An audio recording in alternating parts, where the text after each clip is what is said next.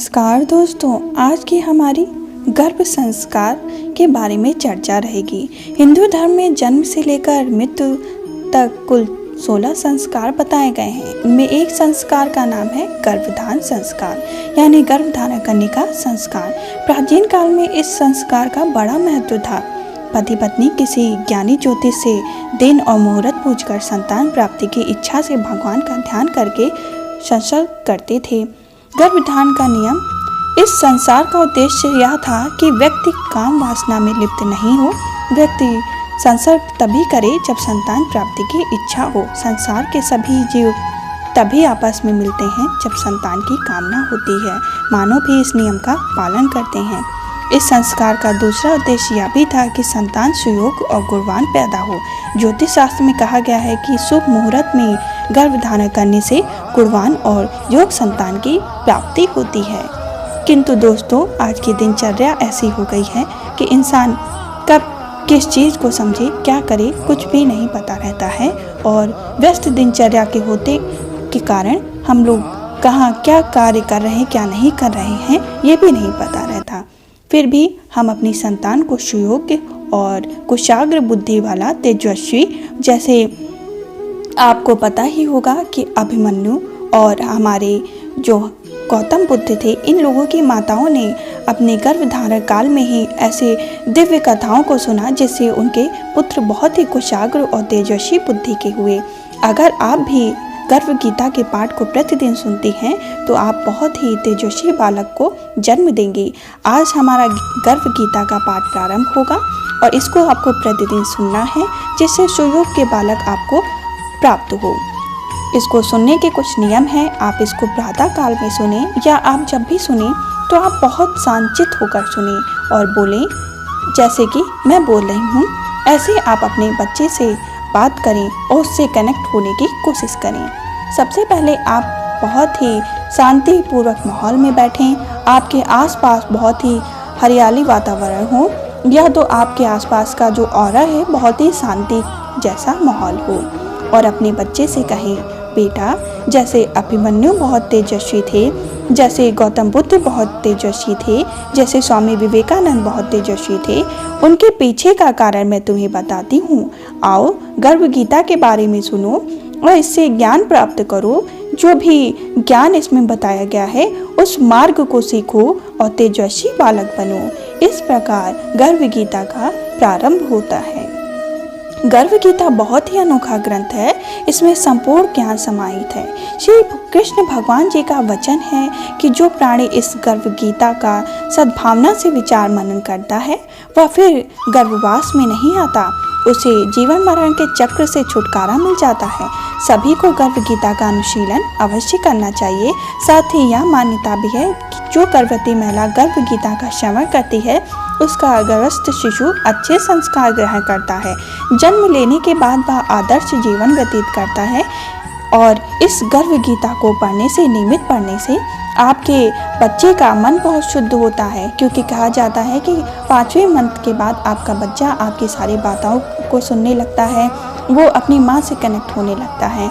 तो दोस्तों, जो भी हमारी बहन या हमारी माताएं इसको सुन रही हैं उनका पुत्र बहुत ही तेजस्वी होगा, क्योंकि आप यहाँ तक पहुँची हैं। इसका मतलब आपके कोख में जो भी बालक पल रहा है वो बहुत ही तेजस्वी है। और मैं ऐसी कामना करती हूँ जो लोग भी इसको सुन रहे हैं उनका बालक बहुत ही तेजस्वी हो, बहुत ही प्रतापी हो, सूर्य के समान तेज हो और इंद्र के समान उसके पास सारी सिद्धियाँ प्राप्त हों। सब देवताओं में वो सबसे तेज समान, विष्णु के समान हो और ज्ञानवान हो, शिव के समान उसके अंदर बहुत ही ज़्यादा शांति हो और वो हमेशा कोई भी निर्णय ले तो बहुत ही सोच समझ के ले। इस गर्भ गीता का जितना भी संपूर्ण मतलब आप लोगों को मैं कहूँ कि अच्छा फल प्राप्त हो, आपका पुत्र बहुत प्रतापी हो, ऐसी कामनाओं के संग आप अपने बच्चे के संग बात करें और फिर यहाँ से गर्भ गीता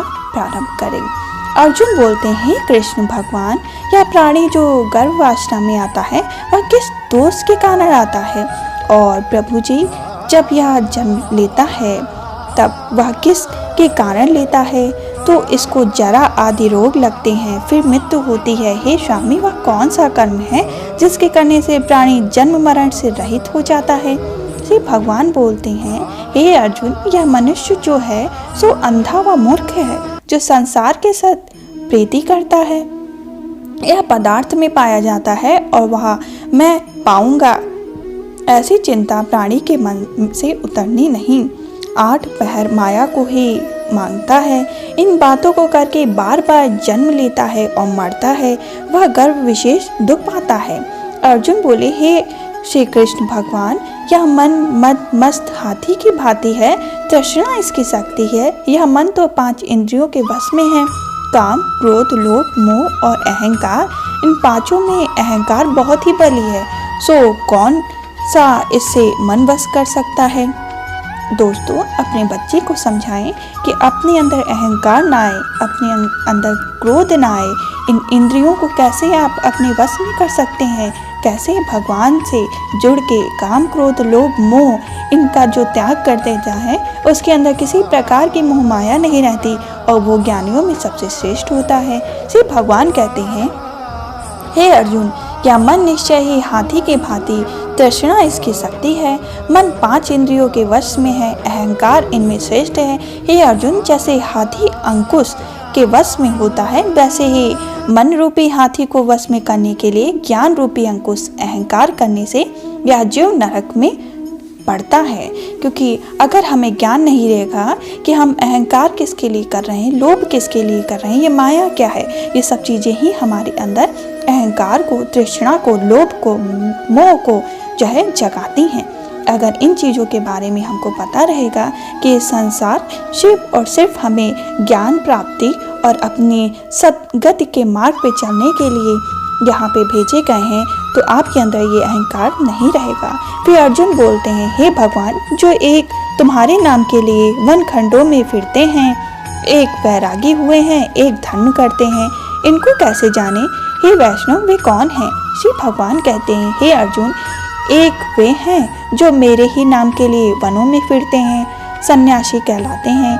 एक वे हैं जो सिर पर जटा बांधते हैं और अंग में भस्म लगाते हैं, उनमें मैं नहीं हूँ, क्योंकि उनमें अहंकार है, इनको मेरा दर्शन दुर्लभ है। अर्जुन बोलते हैं, हे भगवान, वह कौन सा पाप है जिससे स्त्री की मृत्यु हो जाती है? वह कौन सा पाप है कि जिससे पुत्र मर जाता है? और नपुंसक कौन पाप से होता है? श्री भगवान कहते हैं, हे अर्जुन, जो किसी से कर्ज लेता है और देता नहीं, इस पाप से उसकी औरत मरती है। और जो किसी की अमानत रखी हुई वस्तु को बचा लेता है, उसके पुत्र मर जाते हैं। और किसी का कार्य किसी के गोचर आए हुए पड़े और जवानी कहेगी, मैं तेरा कार्य सबसे पहले कर दूंगा, पर समय आने पर उसका कार्य न करे, इस पाप से नपुंसक होता है। ये बड़े पाप हैं। अर्जुन बोलते हैं, हे भगवान, कौन पाप से मनुष्य सदैव रोगी रहता है? किस पाप से गधे का जन्म पाता है, स्त्री का जन्म तथा ऊंट का जन्म क्यों पाता है, और बिल्ली का जन्म किस पाप से पाता है? भगवान बोले, हे अर्जुन, जो भी मनुष्य कन्या दान करते हैं और इस दान में मूल्य लेते हैं, वे दोषी हैं। वे मनुष्य सदा रोगी रहते हैं। जो विषय विकार के वास्ते मदिरा पान करते हैं, वे टट्टू का जन्म पाते हैं। और जो झूठी गवाही भरते हैं, वे औरत का जन्म पाते हैं। जो औरतें रसोई बना के पहले आप भोजन कर लेती हैं और पीछे परमेश्वर को अर्घ्यदान करती हैं, तो वे बिल्ली का जन्म पाती हैं। और जो मनुष्य अपनी झूठी वस्तु दान करते हैं और औरत का जन्म पाते हैं, वह गुलाम औरतें होती हैं। अर्जुन बोले, हे भगवान, कई मनुष्यों को आपने सुवर्ण दिया है, जो उन्होंने कौन सा पुण्य किया है? और कई मनुष्यों को आपने हाथी, घोड़ा, रथ दिए हैं, उन्होंने कौन सा पुण्य किया है? हे अर्जुन, जिन्होंने स्वर्ण दान किया है, उनको घोड़े वाहन मिलते हैं। जो परमेश्वर के निमित्त कन्यादान करते हैं, जो पुरुष का जन्म पाते हैं। अर्जुन बोले, हे भगवान, जिन पुरुषों के अंदर विचित्र देह है, उन्हें कौन सा पुण्य कार्य किया है? किसी किसी के घर संपत्ति है, कोई विद्यावान है, उन्होंने कौन सा पुण्य कार्य किया है? भगवान बोले, हे अर्जुन, जिन्होंने अन्न दान किया, उनका सुंदर स्वरूप है।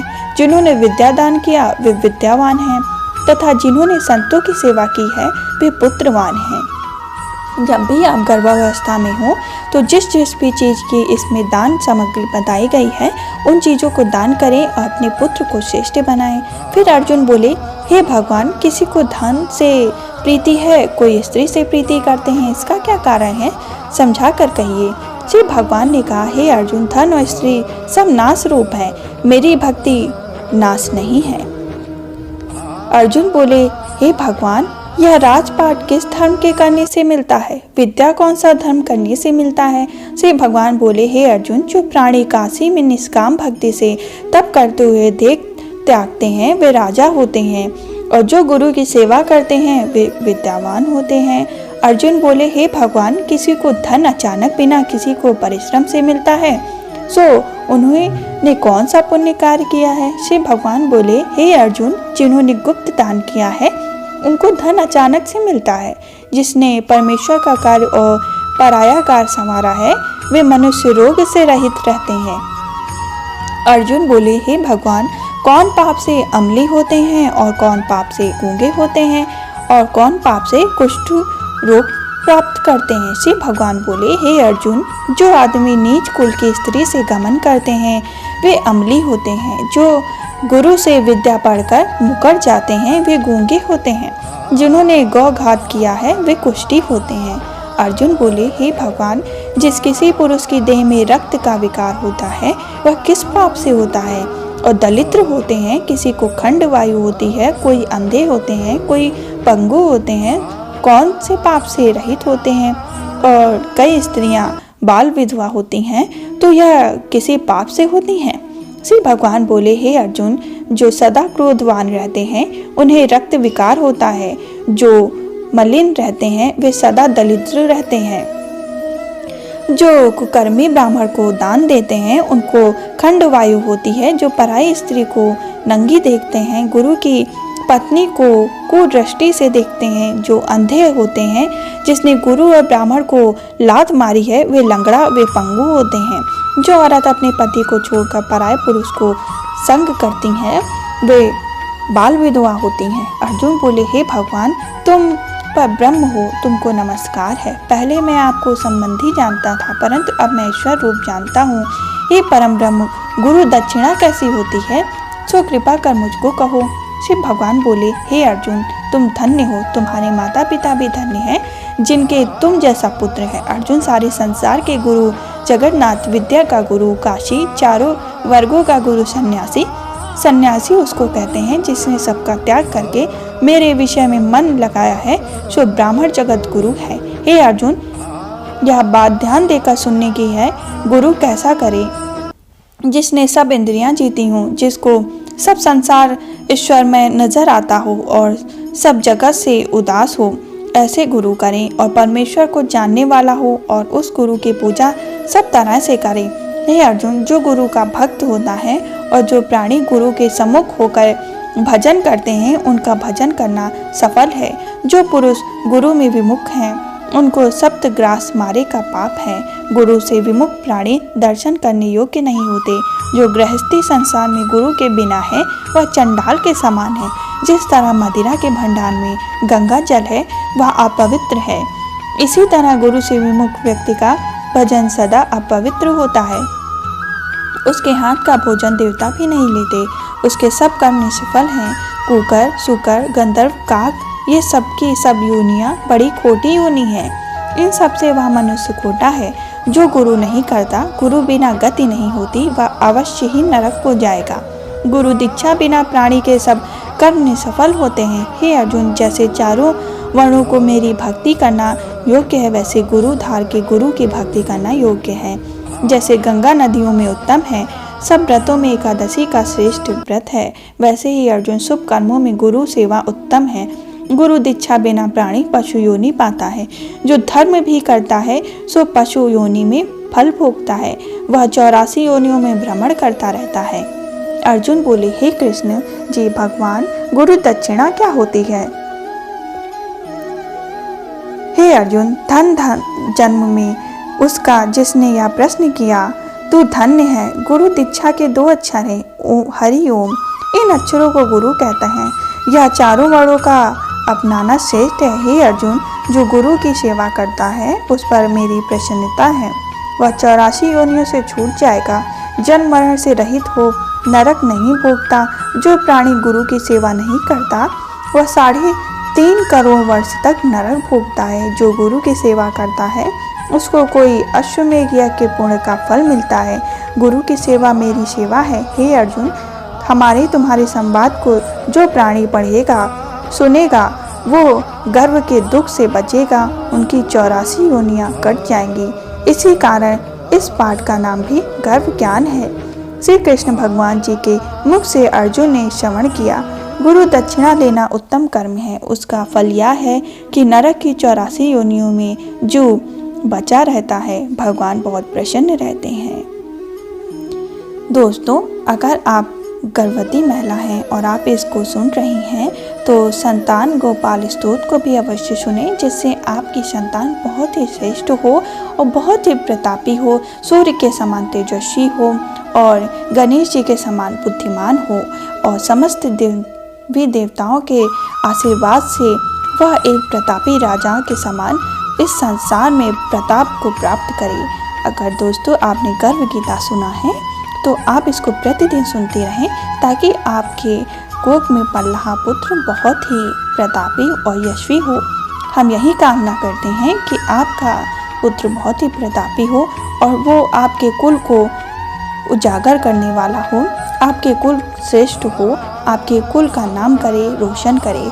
ऐसा पुत्र आपको प्राप्त हो। जय श्री हरि कृष्ण, जय श्री हरि विष्णु।